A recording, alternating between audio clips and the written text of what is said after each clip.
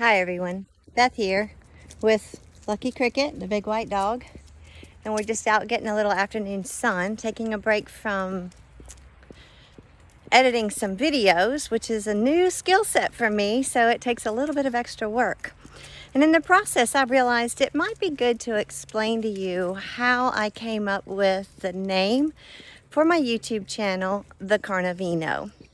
I was participating in a Facebook group for carnivores, and somebody asked the question, what is it you still struggle with on Carnivore? And I said, I'm struggling with red wine, giving up red wine, hashtag Carnivino. I thought it was kind of cute. But the comments blew up. Oh, that's hilarious. You win the internet for the day, blah, blah, blah. I told my husband about it and I said, that's kind of my thing. I guess I'll be the Carnivino. So as we've gone through this carnivore process, my husband and I, we've realized that we have given up something that was very important to us in our world, which was our special culture. And we do a lot of socializing that involves drinking, wine specifically. Ever since the first time we went to Italy, we fell in love with wine, and it's been that way ever since. We enjoy sitting down to a meal and a glass of wine, and we realized that at night, at the end of our long day, one of our favorite things to do was for him to cook supper, because he's great at it and it's his love language, so I let him cook, even though I enjoy cooking as well. And I would sit at the counter and we would drink a glass of wine while we talked about our day.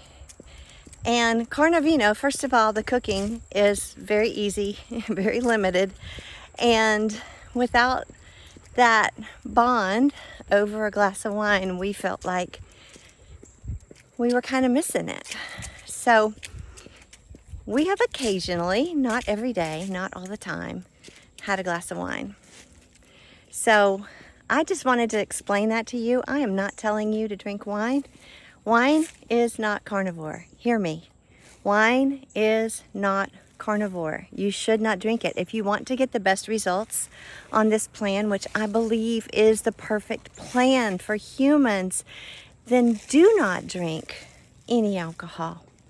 For us, it just makes it a little bit more sustainable. And if you see me out at a restaurant with a big old ribeye and some shrimp and some butter sauce on my plate, but you see a glass of wine, I don't want you to go, oh, look at her. She's not perfect. She's not doing it all. I am. I make a choice every once in a while. You're going to make choices too. Some choices you will realize give you bad results. Some choices are neutral, and some choices will make you feel better. Make as many of the good choices as possible. That's what it's about. And every day being better than the day before. So that's why I am the Carnivino. Love getting out in the middle of the day with my girl out in this beautiful area. So if you have a question about it, let me know. I hope it doesn't trigger you in any way. One thing I have found in these carnivore groups is it is not beneficial to talk about what we cannot do.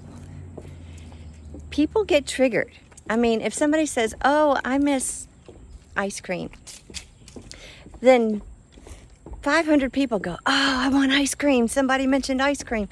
And they'll go out and get ice cream. So when doing this, don't focus on the things you can't do, and focus on the things that you are doing that are very beneficial, that are helping you, and let the other things just go away. That's my suggestion to you. I hope you enjoy this video. I put a lot of work into it. When you think about it, like and subscribe, and share this video if you feel so inclined. Talk to you soon. Hey everyone, Beth here. I am here to report into you on day 200 of a carnivore lifestyle. So I recorded some videos on day 100, and by now they should be posted somewhere out on the internet waves. And so now I wanted to report it on day 200 and let you know how it's going. And the answer is, it is still going very, very well. I am still at this thing. I still feel amazing. I am getting stronger and better every day, and still seeing progress in the little things that were bothering me that are starting to get better. So that is such a blessing. And I am just so excited that I have come across this way of eating and have been able to easily incorporate it into my life. So I will tell you that I'm a little bit different now than I was at that first 100-day point. I decided at that point that I was going to start adding some foods back into my diet and basically go to the next kind of dirtiest level. And I will explain that to you real quick. So in the world of low carb eating, there are several different levels that people choose to stay at. So there's the strictest of the low carb people, and they follow what they call a lion diet. So literally, they eat what a lion would. They eat ruminant meats, only ruminant meats. So think cattle, cows. I don't know why I called them cattle. They're cows. You're eating a cow. Deer, bison, buffalo, elk. And if you can get those things, go for it, right? So they eat meat, water, not vodka, water, pure water, not all the other things, and maybe a little bit of salt. Just think about it. Salt is not a plant. It is literally the only seasoning that we use that is not a plant. So it's a mineral and it's great. So add a little salt. So the lion diet people, that's all they eat. And there are people that have been doing lion diet forever. 5 years, 10 years. Dr. Chafee is basically lion diet. He's very, very pure in what he eats. So there are people that do lion diet for short periods of time just to really eliminate everything and get down to the bare bones of it all. There's not going to be anything harmful to you in a lion diet. Ruminants have a unique gift that they can take grass of the fields, ingest it, run it through 4 different stomachs, and make this beautiful fat-laden meat that is extremely healthy for humans. That is a unique characteristic of ruminants. So it's clean, it has all of the amino acids, it's healthy, it has good quality fats in it, and our bodies need that. They need that to heal. So lion diet, strictest of them all. Then there is what I would call strict carnivore. And this is basically where I was for the first, if I'm being honest, the first 60 days of my 90-day challenge. And then I started adding a few things in that probably shouldn't have added yet, but I did.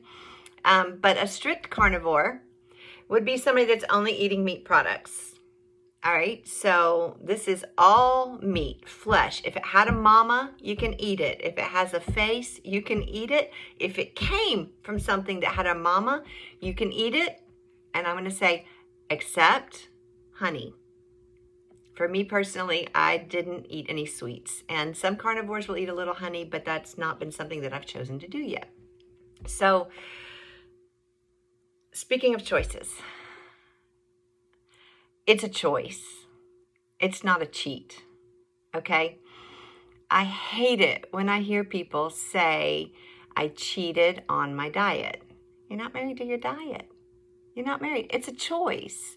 It's not going to kill you. You make a choice to eat certain things. And one thing I chose that's outside of carnivore for those first 90 days was coffee. I have not given up coffee. A lot of carnivores don't give up coffee. Some do. Some find that it helps them have better results. I aspire to give up coffee. So, but what I did have to give up, obviously, is creamer. Because when it comes down to it, I really don't love coffee. I love coffee that tastes like dessert. And I've gotten away from that now. Now I love my coffee with some butter or some heavy whipping cream and nothing sweet in it. So my strict carnivore was beef, poultry, seafood, some dairy, and coffee. So then you've got what you call dirty carnivore. That's carnivore with a kick, okay? So if you think about regular carnivore, a lot of things that we put on our food are plants. So all of the herbs and spices and things that we normally use are plants. So when I was carnivore, I was only using salt. Dirty carnivore is salt and pepper, salt and Italian seasonings, salt and maybe a garlic, a little bit of herbs, a little bit of onion. Okay, so you're still not really adding any carbs, but you're not strictly only eating meats either. So that's what I would call dirty carnivore. And I think some people that do dirty carnivore also would tend to do a little bit more dairy. You think about milk, some cheeses, you're going to get a good amount of lactose, therefore you're getting sugar with your dairy. So not strictly carnivore. Some people can tolerate more dairy than others. Some people can tolerate more sugar than others without being inclined to, Dr. Lisa Wiedemann calls it, going into the ditch, going into the carb ditch. So if staying very, very low carb is your goal, then staying away from a lot of dairy might be helpful for that as well. So that's dirty carnivore. And then it goes a little bit higher, what they call ketovore. Ketovore is basically trying to keep it under 10 grams of carbs, or maybe it's 10 to 20 grams of carbs a day. So ketovore, they might add some avocado, some nuts, some seeds, maybe a few berries, and that's going to be your ketovore people. And then you've got keto people, and those people are trying to keep it below 40 grams of carbs a day. And keto is not a diet. Keto is not a food. Keto is a body that's burning ketones for energy instead of glucose and glucagon, okay? So people get into ketosis, but there are certain foods that are considered keto that will not necessarily encourage somebody to come out of ketosis, but there's a limit to what somebody can eat as far as carbs before their body starts going back to burning those carbs and comes out of ketosis. So think about that. And if you're on keto and you're still eating these fancy keto snacks and things that are in a box that are labeled keto friendly and whatever, that's not keto. You're still probably consuming sweets and you're still getting processed foods, and it is not clean. So if you're going to eat keto, eat whole foods. Eat meat, dairy, vegetables, fruit. If it has a label and it has more than 2 things on it, it's probably not keto, okay? So, and too much fruit, not keto, because there's too much sugar. Too many starchy vegetables, any starchy vegetables, I would say, not keto, okay? Grains, absolutely not keto, all right? So stay away from the grains, stay away from the seed oils. And if you want to be keto, and I recommend that, no, I can't say I recommend, I'm not a doctor. In my opinion, as somebody who has graduated from the YouTube University, I think the whole world needs to at least be keto. I think it cures a lot of things. And so that's my 2 cents worth. Don't take my word for it. Go find out on your own. And then there's the low carb people. They just tried not to eat very many carbs. And they are going to try to stay probably below 100 grams of carbs, which is 400 kilocalories. If you have a slightly calorie reduced diet of 1,600 calories a day, that means you're getting a quarter of your calories from carbohydrates each day. So that would, I think, be considered low carb. There's value there. It's a good thing. It's a start for sure. So if that's where you are, or that's where you want to go, that's fantastic. So anyway, all that to say, in my opinion, Carnivore is the easiest nutrition plan I have ever been on. So I tried Atkins back in the day. I felt amazing on Atkins, and I didn't know why. When I was diagnosed with celiac, it was because of a systemic yeast infection, and my naturalist had me go low carb, probably less than, I would say it was keto for sure. But she said no fruit, no sugar, no nothing. So it was vegetables, meat, dairy. I felt amazing.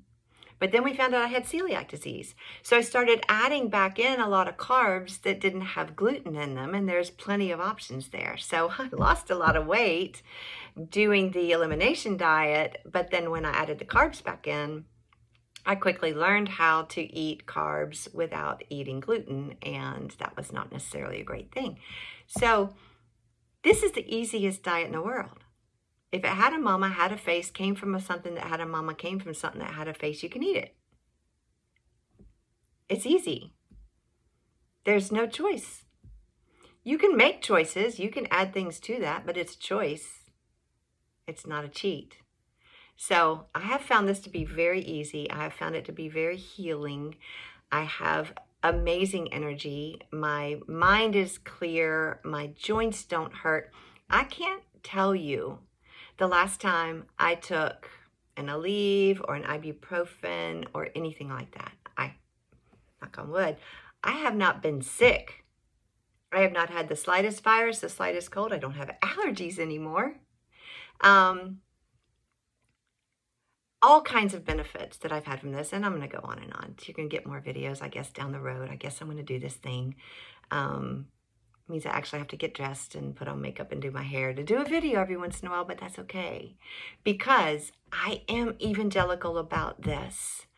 I want everybody in my world to know, at least have knowledge that they have the ability to heal their body of many things. Okay, does it cure everything? Probably not. Maybe not. Maybe it does. You know what? We're not going to know until years down the road when millions of people have gone carnivore and we're still living strong at 80, 90, 100 years old. We will then know that this thing really works. So in the meantime, I am going to be a statistic in a good way, and I am going to live to 100 and dance at my great-grandchildren's weddings. All right.